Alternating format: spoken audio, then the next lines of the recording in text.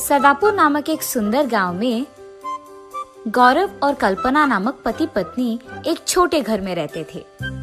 वो दोनों उनके खुद के खेत में आलू की सब्जी को उगाते रहते थे। फिर उन आलू की सब्जी को गौरव की पत्नी कल्पना चिप्स में बनाती थी। फिर गौरव उन चिप्स को गांव में जाकर बेचता था। उसे बेचकर आए हुए पैसों से उनका जीवन कटता था। एक दिन वो अपने पत्नी के बनाए हुए आलू के चिप्स को लेकर दूसरे गांव में उसे बेचने जाता है।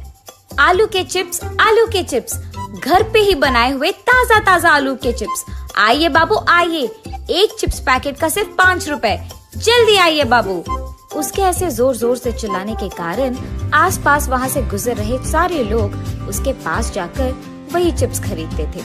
ऐसे उसके पास बहुत सारे लोग आते थे। वैसे वो उसी दिन चिप्स को बेचते हुए वहाँ से चल रहा था। बीच रास्ते में उसे उसका पहचान का एक आदमी एक दुकान में दिखाई देता है।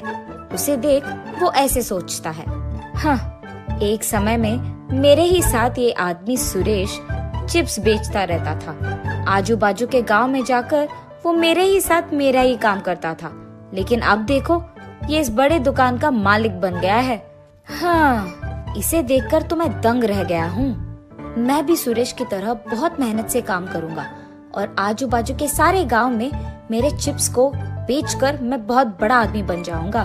एक दिन मेरा भी ऐसा ही दुकान होगा जहां मैं खुद के अपने चिप्स यहाँ बनवाकर उन्हें बेचूंगा। वो दिन दूर नहीं है। ये सोचते हुए वो उसके घर पहुंच जाता है और ऐसे ही कुछ दिन बीत जाते हैं। एक दिन जब उसकी बीवी आलू की चिप्स बनाने के लिए देख रही थी तो उसे दिखाई देता है कि घर पे आलू की सब्जी तो है ही नहीं। और ये देख वो उसके पति के पास जाती है। सुनिए, घर पे आलू के चिप्स बनाने के लिए आलू ही नहीं है। आप एक काम कीजिए, तुरंत आप खेत जाकर आलू की सब्जी को यहाँ ले आइए, तभी आज के लिए चिप्स बनेंगे, वरना नहीं बनेंगे। ठीक है? ठीक है कल्पना, मैं अभी खेत जाकर आलू की सब्जी को लेकर घर आता हूँ। ऐसे कहकर गौरव खेत जाता है और आलू की सब्जी को एक के बाद एक अपने हाथ में लेते रहता है। अब घर लेके जाने के लिए तो इतने काफी है, लेकिन मुझे एक बार ये देखना होगा कि कहीं इन सब्जी के नीचे जमीन की मिट्टी में कुछ रह तो नहीं गए। ऐसे सोचकर गौरव मिट्टी में और खुदाई करता है। इसके दौरान उसे जमीन की मिट्टी में छुपे हुए कुछ आलू के सब्जी तो मिल ही जाते हैं, लेकिन उनके साथ ही उसे चमकते हुए कुछ नजर आता है। वो देख वो रुक जाता है। अरे ये क्या चमक रहा है? ये क्या हो सकता है? चलो इसे निकाल कर देखने पे ही पता चलेगा। ये फैसला करके वो जब खुदाई करने लगता है, मिट्टी निकालते निकालते उसे मटके की तरह कुछ दिखाई देता है। मिट्टी में 2 मटकों को देख वो चौंक जाता है। अरे ये क्या? मेरे जमीन में, मेरे खेत में ये दोनों मटके कहाँ से आए?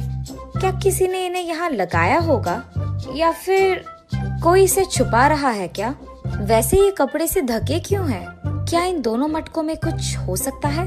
होगा ही, वरना कोई और इसे कपड़े से क्यों बांधेगा? मुझे इस कपड़े को निकालकर देखना होगा कि आखिर इन मटकों में है क्या। जब वो दोनों मटकों पे कपड़ा निकाल के देखता है, उसे दिखाई देता है कि इन दोनों मटकों में सोना भरा था। ये देख वो दंग रह जाता है। अरे बाप रे, ये तो सोना है! इन दोनों मटकों में सोना तो भरा है। भगवान का लाख लाख शुक्र है कि मेरे जिंदगी में ये किस्मत आई है, वरना पुराने दिन की तरह ऐसे मटके भरा सोना मिलना नामुमकिन है, और वो भी मेरे खेत में।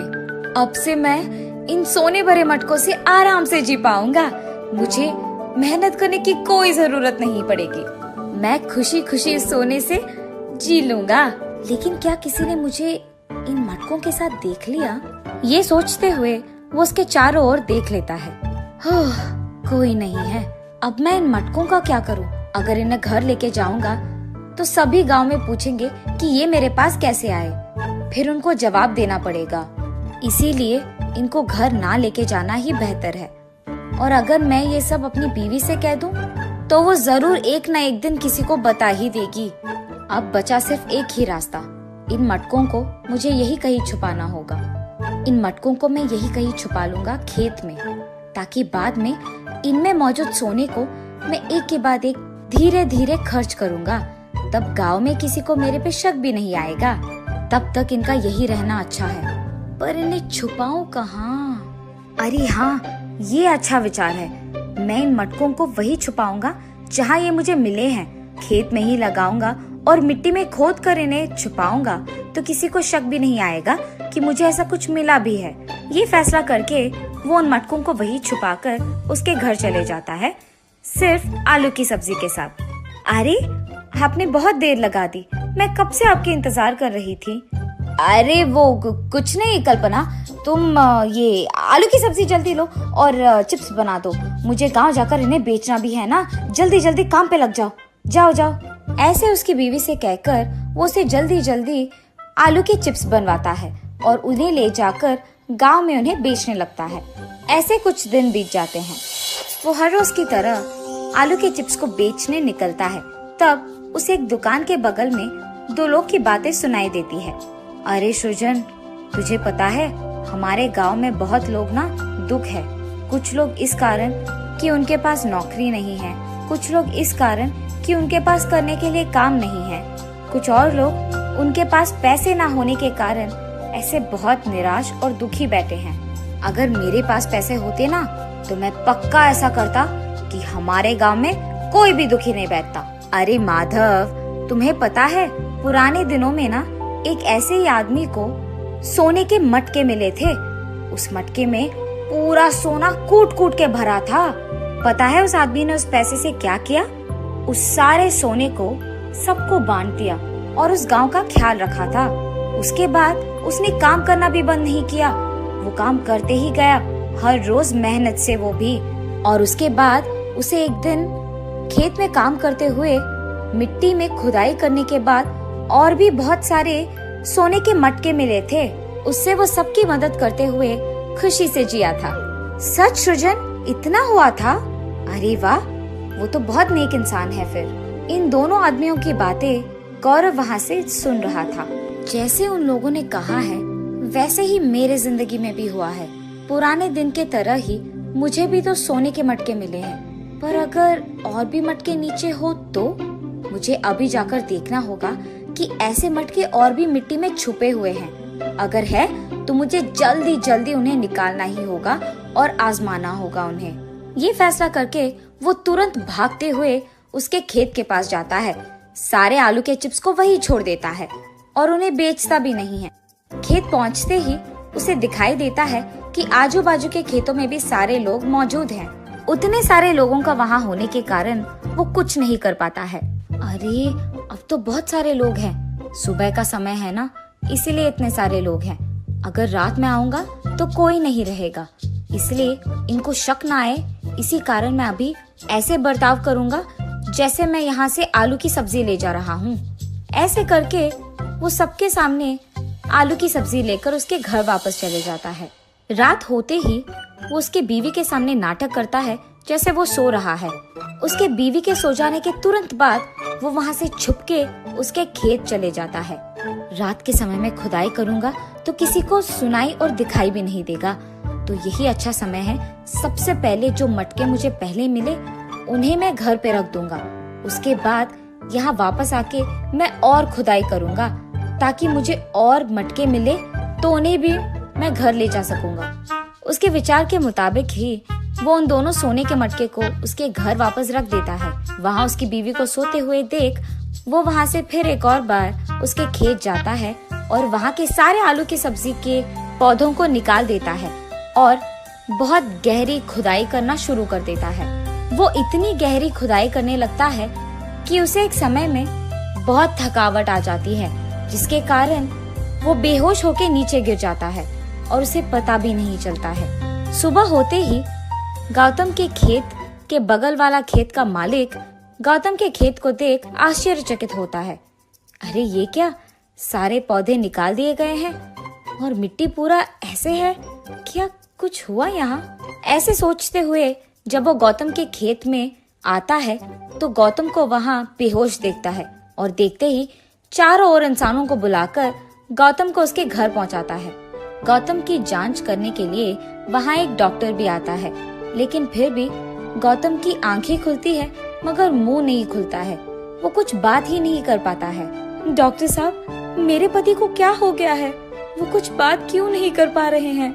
आपके पति ने कोई काम लगातार रात भर की है, जिसके कारण उन्हें बहुत थकावट आई है और इसी कारण वो बेहोश भी हो गए हैं। आप परेशान मत हो, बस ये दवाइयाँ आपके पति को वक्त पे दे दीजिएगा। वो कुछ ही दिनों में बात कर पाएंगे। ये कह के डॉक्टर वहाँ से चले जाता है। हाय भगवान, मेरे पास तो ये दवाइयाँ खरीदने के लिए तक पैसे नहीं हैं। अब मैं क्या करूँ? ऐसे वो उसके पति के बगल में बैठकर रोती रहती है। तब गौतम उसे देख ऐसे सोचता है, अरे भगवान, मेरी पत्नी ये समझकर रो रही है कि हमारे पास पैसे नहीं हैं। काश मैंने उसे पहले ही बता दिया होता कि हमारे घर में सोने के मटके हैं। अब अगर मैं बताना भी चाहूँ तो मुझ में वो ताकत नहीं है और मेरा मुंह खुल भी नहीं रहा है। मेरा लालच ही इस सब का वजह है। अगर मैं उन दोनों अनजान आदमियों की बातों में नहीं आया होता तो शायद ये सब नहीं होता। मुझे लालची नहीं होना था। मुझे शायद उन पुराने दिनों की कहानी में उस आदमी की तरह होना चाहिए था। मुझे शायद इन पैसों से अपना गांव को ठीक करवाना था। अब मेरे पास इतने पैसे होकर भी क्या फायदा? मैं उनके बारे में बात भी नहीं कर सकता हूँ। ऐसी स्थिति किसी को भी नहीं आनी चाहिए। जब पैसे नहीं थे तो एक तरह का मुसीबत था, अब जब पैसे हैं तो दूसरी तरह की मुसीबत है। ऐसे सोचते हुए वो बहुत दुखी होता है। गौरव की पत्नी कल्पना उसके दोस्त से उधार लेकर उसके पति के लिए दवाइयाँ खरीदती है और उसके पति का देखभाल करते रहती है। ऐसे कुछ दिन बीत जाते हैं। जब गौरव का सेहत ठीक हो जाता है वो बहुत खुश होता है और सब सच उसके पत्नी को जाकर कह देता है। क्या आप सच कह रहे हैं? हमें सोने से भरा मटका मिला है हमें, और वो भी 2 हमारे खेत में। ये तो खुशखबरी है जी, ये तो हमारी किस्मत थी। अब जो हो गया सो हो गया। हम अब से हमारे पास मौजूद पैसों से सबका मदद करेंगे और सभी को खुश रखेंगे। ऐसे हम भी खुश रह पाएंगे। क्या कहते हो? मंजूर है? अरे मुझे तो बिल्कुल मंजूर है कल्पना, तुम तो ठीक कह रही हो एकदम। और तब से उन दोनों के फैसले के मुताबिक ही दोनों उस सोने को पैसे में बदलकर सबकी मदद करते हुए मेहनत करके एक बड़ा आलू के चिप्स का दुकान लगाकर उसमें काम करते हुए खुश रहते हैं।